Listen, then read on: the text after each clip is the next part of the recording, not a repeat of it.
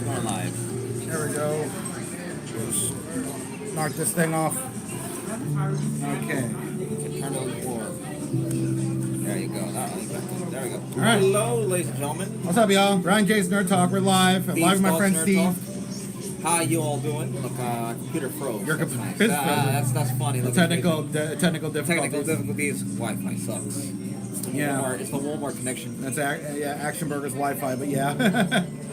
Anyways, we're here today. We have a video that we want to provide to you guys. It's a collab again. A little too soon. It's not Wednesday, but don't worry. We're just talking about the Activision Microsoft, Blizzard Xbox, FTC versus FTC situation. Xbox ABK versus FTC court case. Yeah, day 5 closing arguments where the judge was taking on the FTC. Day 4, the judge was going up against Microsoft, and that went mostly well for Microsoft. But the funny thing is that Microsoft has been very open and honest, while Sony is upset that what's happening to them with Microsoft is stuff that they've been doing to everybody, but they're saying they don't do it. But they're saying if they do it, it's a good thing. But if it's done to them, it's a bad thing, which is pretty hypocritical. Meanwhile, Microsoft has been very open and honest about what they're doing. They want to take over the competition. They're buying out studios. They bought Bethesda because they heard that Starfield was going to be a PS5 exclusive. And so they bought Bethesda.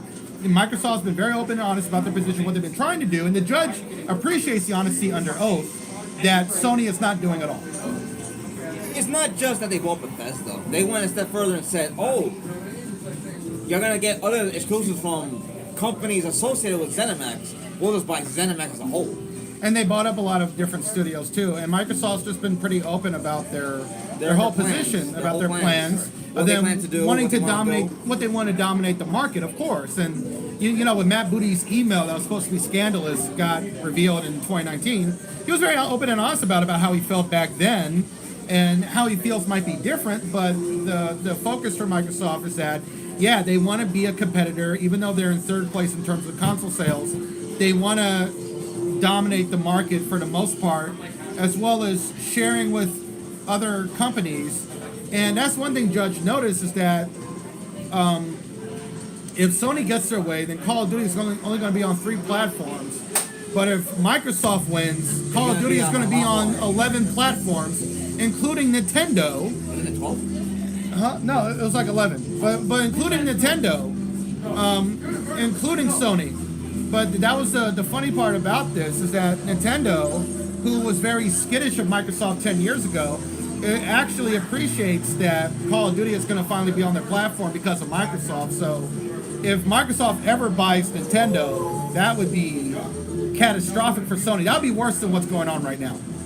I don't think Nintendo... That's not going to happen I right don't think now. Nintendo's going to sell out. But Nintendo is now having a good working relationship with Microsoft that they never used to have, ever. They never used to have this type of relationship.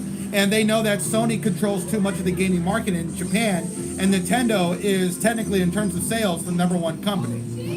And also, not to mention, when people say that it's that Sony, PlayStation 5 and 4 are dominating the market, you're excluding Nintendo sales, which every console owner has a Nintendo, basically. And the judge is just annoyed with Sony. That's the thing. Like, she's been annoyed and frustrated with them grilling Phil Spencer, where they kept asking the same question in different ways. They even asked Phil Spencer, will you swear under oath that you will not take away Call of Duty from Sony and PlayStation?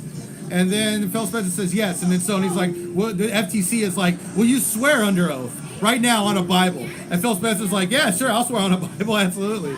And that's what he did. And then they kept asking him the same question. And then the judge is like, okay, you can stop. Like, you don't need to keep asking and grilling him the same question when he's answered not under oath. And then under oath, he's answered on the Bible. And you're not getting anywhere asking the same question. And just because he's swearing on the Bible under oath doesn't mean he's going to change his mind after 10 years anyway. So, yeah. So I want to mention to people, for anyone that's confused why the Bible is such an important aspect here, that the judge got upset with Sony and the FTC about, asking the same question over and over. So in the legal proceedings, when you put your hand on the Bible and raise your other hand, and you put that as an oath, that is a testament to the courts, to the record, and to God, supposedly. Right. Well, that's the concept. Yeah, that was the original concept from it. Now it's optional. But the FTC decided to just put the Bible in there anyway, because even though it's optional, and Phil Spencer was like, yeah, sure, Now, and Phil Spencer actually didn't have to do that because he's not a Christian, he's not religious. If you're an atheist, you have the option of swearing on the Constitution instead of swearing on the Bible if you're an atheist. But Phil Spencer was like, screw it, okay, I'll swear on the Bible too. And it was so funny seeing the judge's reaction. It was hilarious. And the FTC's reaction It was hilarious. to the whole thing. I was like, oh my God, so funny. they're basically throwing themselves under the bus. They don't want to win. I mean, it's been so embarrassing for the FTC, and it's just been completely worthless, and it's shown that they shouldn't have done this. And if the judge rules in Microsoft's favor, then Jim Ryan is gone. Basically, I don't see Jim Ryan surviving into the next year, because nothing is going their way. Nothing. I did mention this to you that Japan still being the one in charge of it all. That Japan still being in charge of PlayStation and SIE and everything. That it's Japan. This is going to create a very negative image for, shall we say, Japanese executives who do not want this kind of stuff going on regarding their business. They also FTC also and Sony also accidentally leaked their private information, stuff that was supposed to be redacted, and they actually accidentally unredacted it. And then the judge in the court had to throw it out. But for a split second, you saw that The Last of Us Part 2 cost $200 million to make. And Horizon Forbidden West cost $200 million to make. Now, in terms of sales, they made all that money back, but it was like they revealed information they shouldn't have revealed by accident. So that's not a good look. No, so when... No, but that's the Western thing. Japan doesn't care, but still. Japan has it's their not own a good practices. look. Japan has their own practices, their own concept of how they do things. Well, they got their own games and stuff. business. You know, they've allowed Sony America to basically take over because they want to really dominate the Western market in terms of sales. But that type of private information, nobody wanted that to come out. And so this whole thing has been a clusterfuck from Sony, and Jim Ryan has just embarrassed himself completely. And and also there was an article, if I could find it, from GamesRadar.com, and developers across the industry have reacted to The Last of Us Part 2's $220 million budget. The devs are basically breaking down what that means and saying that with these budgets going so high, crunch and people being overworked and treated like shit is just, it's going to get worse with the budgets getting so high. And everybody being so focused on having the best fidelity and optimization and graphics ever instead of just doing basic stuff to give a better work environment for developers. And Naughty Dog's crunch culture is terrible. They've gotten better than what they were, but it's still not great. By 2%. That's more than enough. Okay, that's enough. Yeah, and I love Neil Druckmann. He's a great director. He's a great writer. He's a genius, but he's not changed anything about the working and business practices of Naughty Dog because the reason why he hasn't changed anything is because he worked through it and he survived and he's had a phenomenal career. But not everybody is created equal. Not everybody is like that. You know, not everybody can work 18 hours a day, Monday through Saturday and Sunday for 7 to 8 weeks to get a game out on time. The fact, just because he can do it doesn't mean that others can do it. He probably doesn't have a life. That's the reason why he can do it. That's the crazy thing. He's married. He's got kids, but he's not there. He's barely home. He's a deadbeat dad, man. Yeah, you gotta send him over to Sony. I mean, he's all about the job, and there's nothing wrong with that per se. There's nothing about being a workaholic and being about the job, but not everybody is like that. Not everybody can do the same thing as a workaholic can repeatedly from start to finish every single day. For 7 weeks, for 8 weeks, for a whole year. It's not just for one game, it's not for 2 games, it's not for 3 games, Yeah. it's for a consecutive number of times. So when it comes to the idea that anybody can do the same thing, yes, if you're able to dedicate yourself, mind, time, and your health to that cause, you are able to become a workaholic. You are able to forget about everyone else around you and just work and make your entire life being work and work and work. Which, by the way, is a thing that needs to be addressed. However, that can only be addressed by government itself, really. Government has no intentions of addressing that. And you got to address people individually. You know, you got to meet people not a lot of people can work 90 hours a week. some people can, but most people can't. It's just ridiculous. It's not just individually. So when it comes to the work ethics of people being able to work more than, say, 60 hours, 70 hours, 80 hours, by 90 hours, it's a lot. You're putting a lot of stress on one's mind and body and their health. So the idea that, the company will better this and change it and reduce it from 90 to maybe 50 or maybe 60 or 70, I think it's a little bit ludicrous and too hopeful in the sense that it's a false ideal. Well, it's working out for Rockstar Games right now because after Jason Schreier, who's a game journalist and a real game journalist, he's not a guy who claims to be a game journalist but is biased towards certain studios to get to review copies earlier than everybody else. Jason Schreier is a real game journalist, and he reported on Rockstar's gaming crunch and mentality, and it was disastrous across the board leading up to Red Dead Redemption 2. And yeah, the game came out, it was a great game, got great reviews, won Game of the Year awards, but people lost their families, they lost their health, the people got ulcers, got PTSD, among other things, and it was just horrific, it was horrible. But Jason Schreier's report in 2018 forced Rockstar Games to change their entire game culture. And now everybody at Rockstar Games who works on Grand Theft Auto 6, they're all working 8 hours a day, Monday through Friday. And, it's been a better work environment. It's also taken a long time for GTA 6 to come out because of that. But they've made so much money off of GTA 5. They now have the money and... No, you don't. Bring it over here. Just bring it over here. Okay. Because it's going to get cold, it's going to get full, it's going to fall off and everything. Yeah. No, it wasn't going to fall off. It was fine. Whatever. But the game culture has improved at Rockstar Games, and yeah, it's been a lot better, and they're taking their time, and they got the money and the resources to take their time now because GTA 5 is the most successful singular product of all time. Yeah, not to mention that Rockstar has... It sold 170 million copies, and the game has made over $10 billion in terms of revenue. Well, regarding the copies, you also have to include that the GTA Online, the GTA Plus, GTA Online Plus membership, whatever the freaking and GTA Online brings in billions of dollars a month to Rockstar. Yeah, and it's not just because people are playing; it's because people are buying the expansions, or whatever other additional monetizable item. And it's also no excuse cash too. shop or if it's the in-game real life variant of currency that you use real money to buy, which is the game money. So like the $199.99, which gives you $10 million, I believe, in GTA. Yeah, and it's also providing them with income. Now it's not just $99.99. They have the $49.99, the $29.99, the $9.99. I'm sure there's like $59.99. I don't know all of them off the top of my head. However, they have that, and then on top of that, with GTA Online Plus, which is about $15 or $10 subscription a month, provides you with in-game money, 500,000, with some kind of discounts and exclusive offers or abilities to access certain things. It allows them to monetize that a little bit more. Now, it's also no excuse too, because Rockstar is lucky because financially they're in a position where they can do that.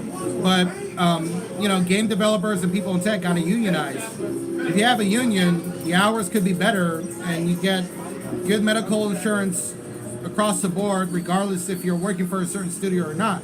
Because that's the thing, a lot of CEOs want to make billions and hundreds of millions of dollars, so they fire thousands of workers and to retain that money, and those workers are out of a job, and they're going to lose their health insurance in a couple of months, and they need to find a job in 3 months. So, it's not easy. Yeah. When it comes to game design, game development, it's very cutthroat business. Very cutthroat business. I think the only people who are really able to excel in such a business are either dedicated people who enjoy video games or people who play video games and know what is needed in that game. Yeah, that's my belief. I may be wrong. And also, they love and they're passionate about video games, and that's what keeps them going. But they suffer a lot, and if you've been in game development for 5 years or more, you're considered a veteran, because that's how many people quit within 5 years or less because of the burnout. They get so burned out, they're done after before 5 years is up. So if you've been in game development for 5 years or more, you're considered a veteran. So Neil Druckmann is more than just a veteran; he's ancient. He's been doing it for 18 years. And then you got Amy Hennig, who's been doing it since 1991, and she's 60 years old. She's been doing it since 1991, since she was like 28. So, yeah. So, Amy Hennig, I respect more than Neil Druckmann for the reason that Amy Hennig has multitude of successes under her belt. Yeah, but so is Neil Druckmann. And in many ways, to me, he's a better writer. She's like probably a better director, but Neil Druckmann is a better writer. I mean, when he took over Uncharted 4 is arguably the best Uncharted game. And then he made his own property, The Last of Us. And with Bruce Straley, they created an absolute masterpiece. And the sequel, even though some of the story elements were polarizing, it was a phenomenal game. And he won a multitude of awards. So Neil Druckmann, to me, is a genius. But Amy Hennig, when it comes to directing, she's great. But with writing, I don't know. It's like she hits a lot and she is successful, but she, like, when it comes to there are moments like every skilled individual has. There's a moment where there'll be a little bit of a slip. That's all. She doesn't have a lot of like artistry, but she knows how to tell a really simple story. Yes. Now, anyways, in regards to the case, because that's what this video is about. Regarding the case, it has been 5 days of wow. This is exciting. This is oh my god. This is what's gonna happen. So day 1. Day 2, Day 3, Day 4, and Day 5 have all come to a close. And we've come to learn, aside from Sony's poor use of ensuring that no one sees vital information, such as the $200 million some dollars for game development. I believe they used whiteout or something, but it still came through in the scanner. I mean, seeing this has been eye-opening. You know, Succession just ended this year, and that's a phenomenal show. But you know, seeing it play out in real time is amazing. But it's not like a rich family that owns a company and is losing a company. It's Microsoft trying to buy Activision. All this started because of one property, Call of Duty, which brings an enormous amount of money every year in terms of sales. But especially for PlayStation, and also, I mean, most of the people that play Sony and most of the people that play on PlayStation 4 and now the PS5 are playing Call of Duty games, and that's why Sony has been so adamant about trying to kill this deal. But seeing it play out in real time has been wild, and also all this big news and all these news drops with video games. Has been more revealing than any of the showcases. We got all these big reveals. When you think of it, we even got an Elder have 6 given you insight to what games are coming out. This court case has given you insight to a lot more than just all that. We even got a release window for Elder Scrolls 6. It's coming out in November of 2026, which isn't going to happen. It's going to get delayed. Because Todd Howard is working on Starfield, and that's a success. And in spite of it being a success or not, Microsoft wants them to do 2 DLCs. So you got the first DLC in 2024, and you got the other DLC in 2025. So most of the team isn't going to be shifting over to Elder Scrolls 6 until after 2023. So Elder Scrolls 6 isn't going to come out until 2027 or 2028 at the most. Yeah. But still, 2029 is the latest. But still, we got a release window, like of all things. Like, it's crazy. So when it also from that, you have to understand that court case was quite exciting because you had the judge get quite irritated. I thought we were going to get a Bloodborne announcement or something. That was going to be crazy. Because at one point I thought an email was going to get leaked, and then Jim Ryan, whoever works for Jim Ryan, had to admit, yes, Bloodborne is coming to PC. And it's coming to Game Pass on PC. And then Bloodborne fans were like, we finally got news! And it had to be in trial. That's perhaps we need to do this more often with all these companies. That would have been hilarious. I can't even imagine. That probably needs to be done a lot more with all these gaming companies, is take up the trial, right. Find out what's going on. Right. I'm suing you. Yeah. You're just a single person. What are you going to do? Hit him with an injunction. I want to know about this game release. That would be funny. All these lawsuits that keep popping up. Mind you, this is the same judge who dismissed the Gamers lawsuit because that lawsuit really had no ground whatsoever, other than, well, we don't like Microsoft, so we don't think it should go through. That's not a strong argument whether it comes to any legal proceeding whatsoever. I'm not a legal expert. I'm not an analyst. I am not somebody who is in the works of becoming a legal individual to provide you with that information. I would advise you to seek out the correct legal counsel and guidance on that matter. However, having served in court jury duty and such. There are things that are required, and that gamer lawsuit was just not gonna work out. So with it being dismissed was a good thing. Yeah, Because yeah. instead of wasting the judge's time further, it was just, this is kind of a nonsensical thing. It's like telling somebody, Yeah. you stole my Pop-Tart, my Pop-Tarts in the bag. It's Yeah. kind of that type of argument. I mean, when is the ruling going to happen? The judge's ruling. Well, within this week, so maybe Wednesday the latest. No, that's incorrect. I do not want to say this week. The judge said that it will not take months or weeks long. You'll be getting it shortly, I believe what they said. So the consensus agreement is believe within the week, maybe within 2 weeks at most.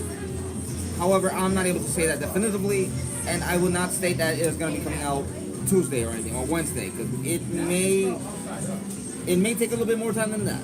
There's a lot of documents that were submitted after all. Now, anyway, when it comes to Yeah, I've been following Tom Warren. Florian Miller. Well, Tom Warren's been keeping up with it on Twitter. I'm going to ask when will the judge make her ruling. Hopefully he answers me. Not right away. Should look over at Florian Miller's account. No, I know. I've been following Tom Warren. Tom Warren's been following it. I don't know what day, but sometime in the next week or two, she's supposed to make her ruling. I mean, the merger is supposed to go through July 18th, So and that's in 2 weeks. Basically 2 weeks.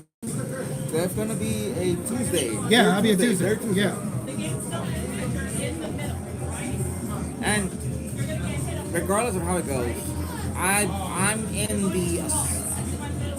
the misguided belief that it's in Microsoft's favor because the FTC couldn't compel anything.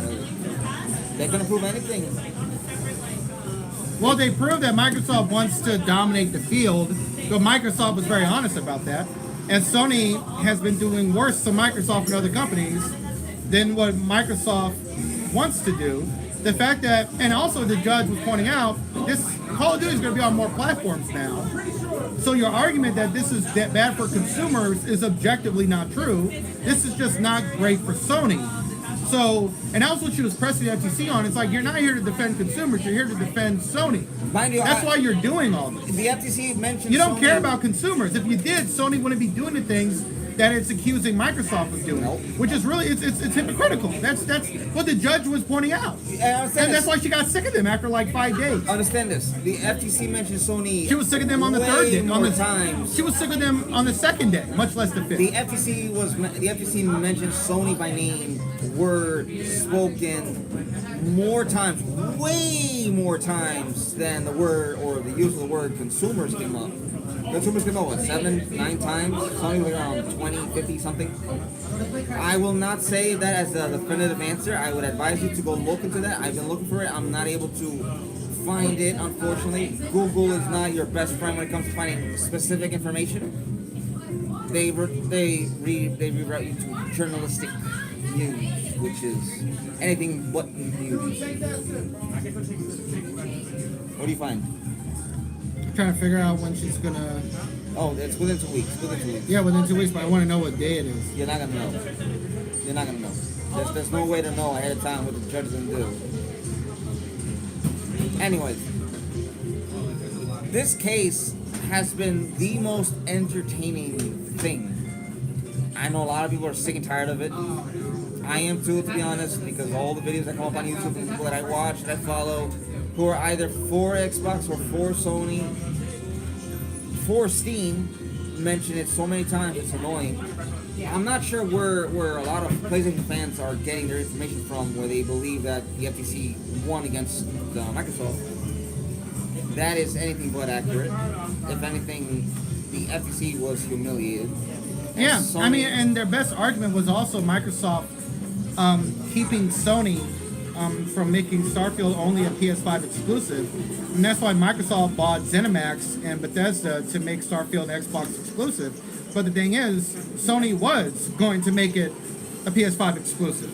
So even though what they did confirms the FTC and Sony and the government's fears on certain things. At the same time, it's hypocritical because Sony was going to do the exact same thing. So when Really, people's fear is that because Yes. Microsoft is going to be a $3 trillion company, that they have the financial backing and also the financial stable incentives. but also enough money to where it's not a big deal if they don't get this deal, right? Because they got so much money that's really not a loss. The only thing they got to pay is a $3 billion payout if the deal falls through. If they can't buy it, then they have to pay back the $3 billion buyout money, which is nothing to Microsoft. And Microsoft could buy another company for $70 billion. The problem, Right. The problem I have with that is Because that so that's the thing, like, buy another $70 billion company, you're gonna have the FTC go. Because that's the thing. "Oh." Sony can never buy Activision Blizzard. They don't have the financial backing or the enterprise value to do that. Not to mention, PlayStation is in debt, $10 trillion. Yeah, they or maybe a don't little bit right. less They now. don't have to. They can't afford. They can buy smaller companies for $4 or $5 billion. Like they could buy CD Projekt Red. CD Projekt Red they could buy for $5 or $6, Well, I $4 or don't- $5 billion. I'm not sure CD Projekt Red wants to sell out. No, they don't want to sell to anybody. And they're going to sell. They're going to go to Microsoft because they like Xbox and they like Phil Spencer. They don't really like Sony anymore. No. They didn't like Sony 10 years ago and they still don't. But but CDPR could get bought out by Sony. Sony can't buy Activision. They can't buy EA. So that's the funny thing. That would be funny. That'd be Because that's the funny thing. Because Microsoft, and that's why they're so annoyed, because Microsoft has so much money that it's like a power-hungry dictator taking everything. But they've been open and honest about what they want to do, and Sony has done worse, even though they have a smaller enterprise value. Now it's funny because if anyone buys EA, it's most likely Microsoft. If anyone's buying Sony, it's Microsoft. Yeah, Microsoft could buy Sony 4 times over. 10 No, times. 10 times over. 10 times over, yeah. Mind you, They could buy Disney too. They could buy Google. They could buy Stadia. Google also wants to do another Stadia. So that's the other thing when the court case was that Microsoft, Like Microsoft Xbox is- wasn't offering Amazon or Yeah. Google a contract. So that's the other objection that's not going to hold water in 6 months, because now Google wants to get back into the cloud gaming circus. So the circus is what it is. So the CMA that objected to Microsoft based on cloud gaming, that's going to be for nothing in about a year when Google announces another cloud gaming console.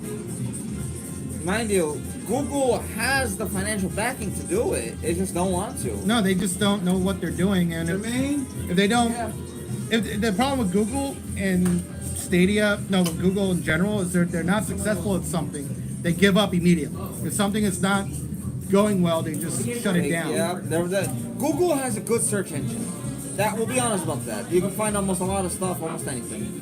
The problem is Google when it comes to products. And Jim Ryan also they contradicted themselves in his email too, where he said We'll be fine. that we'll be fine without Call of Duty. Yeah. And then Phil Spencer says, well, Call of Duty will be on PlayStation for many years to come, and that's in the next 10 years. So the judge is like, well, this is all pointless. So understand this. It was basically a waste of time for the judge. It's a complete waste of time for the courts. It's a complete waste of time.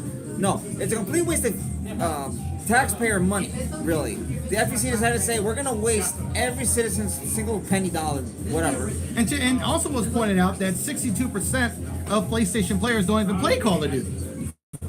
Even though a good 6 million of them do, 62% of PlayStation players don't even play Call of Duty. So that was the other problem with the FTC. Most PlayStation players do not play Call of Duty. Not to mention the 20%, they couldn't even explain where they drew that from. In reality, it was a 5.5% shift if anyone from PlayStation would have gone for Xbox. That's not a bad thing at all. That's actually a pretty good thing. And even if it were 20%, it would just mean that PlayStation needs to do better and up their game. However, that's not to disrespect PlayStation. It just means that they would need to put more service, to entice players to buy their service. Oh, okay. Yeah, but I also think what's getting worse about all this is that the whole conversation is anti-consumer, right? Microsoft cares about their income and their shareholders and making trillions of dollars. Sony cares about making billions.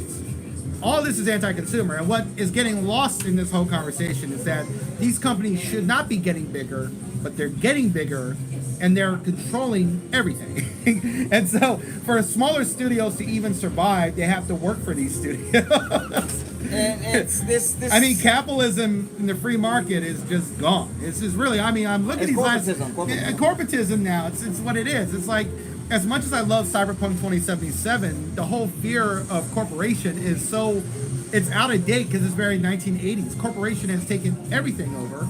It runs our lives, from what we look at on our phones, from our watches, from the foods we eat, the computers we use, to what we speak, to the television we read, watch, to movies we watch, to entertainment, to luxury, to commodities, everything. What we wear, what the clothes we buy, it's corporations won. That fear of the 80s is cyberpunk. It's come true. It's come true. It's all happening. And now we got AI that's gonna take away jobs from artists, actors, writers, novelists, everybody. Everybody is going to be out of a job in 20 years. So UBI most likely will become a thing.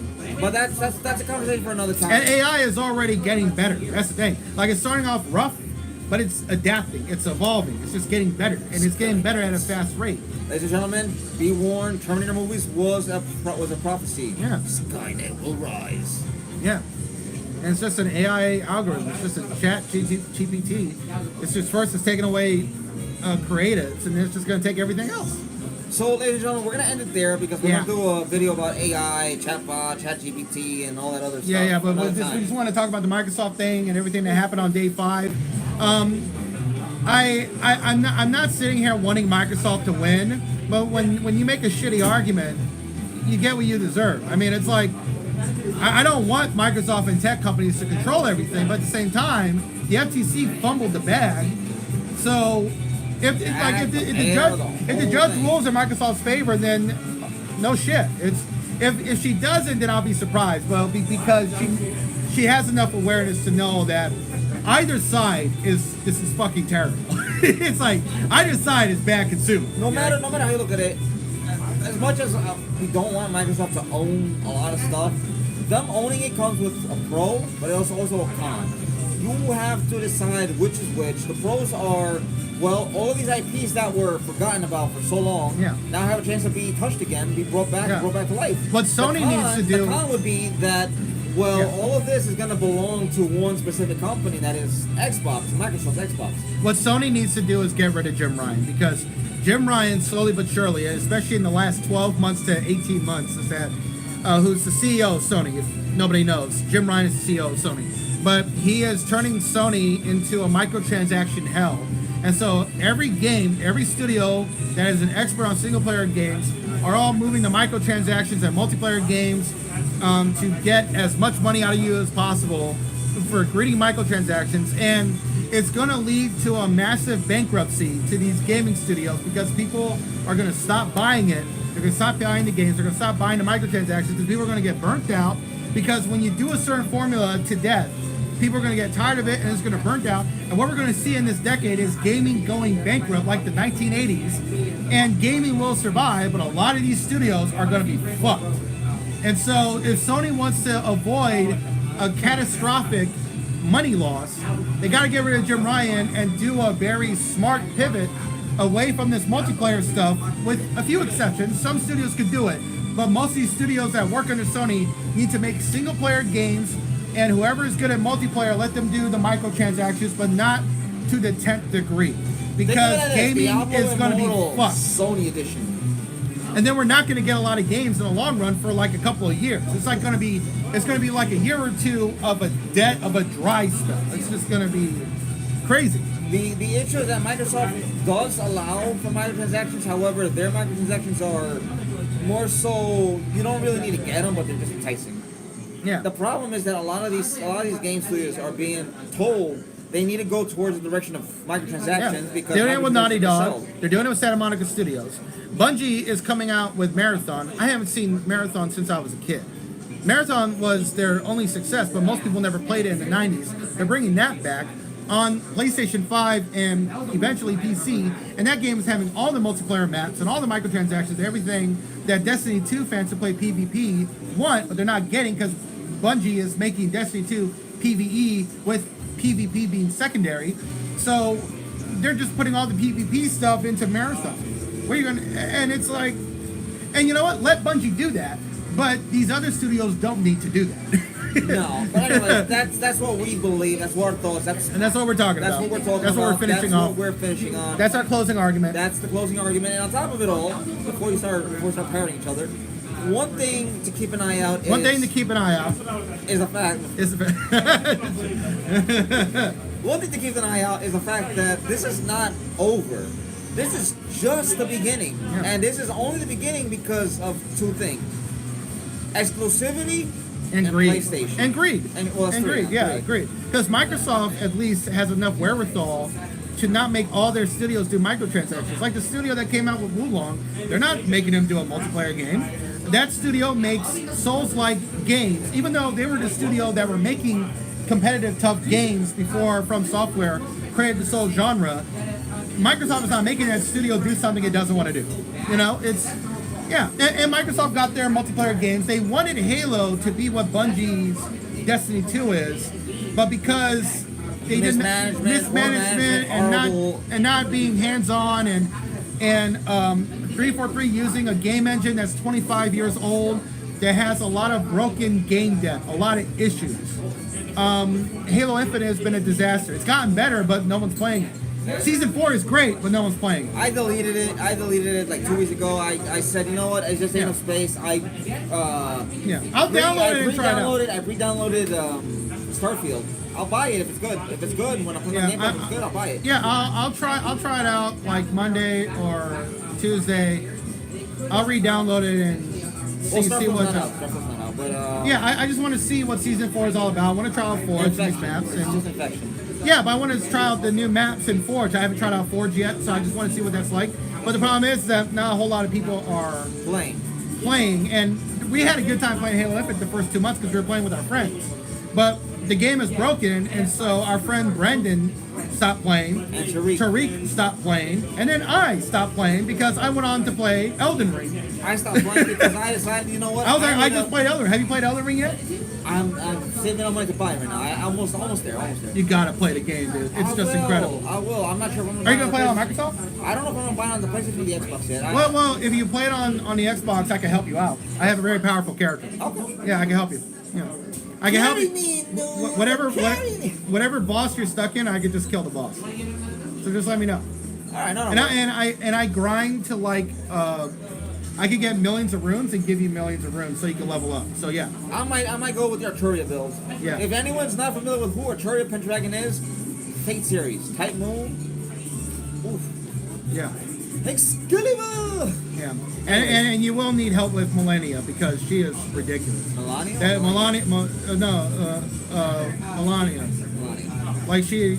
No, actually, it's Melania. That's how you say it. Oh. Melania is ridiculous because she's basically a Sekiro boss put into a Souls game, and it's the toughest boss of all time. Mostly because of a gimmick, but she's a tough boss. Anyways, before we end up going on to Elden Ring and whatnot, we were talking about the court case. We've given you our thoughts. Yeah. We've given you a little brief rundown of what we think of what was going to happen, how it's going to happen, what's going to happen, where it'll happen.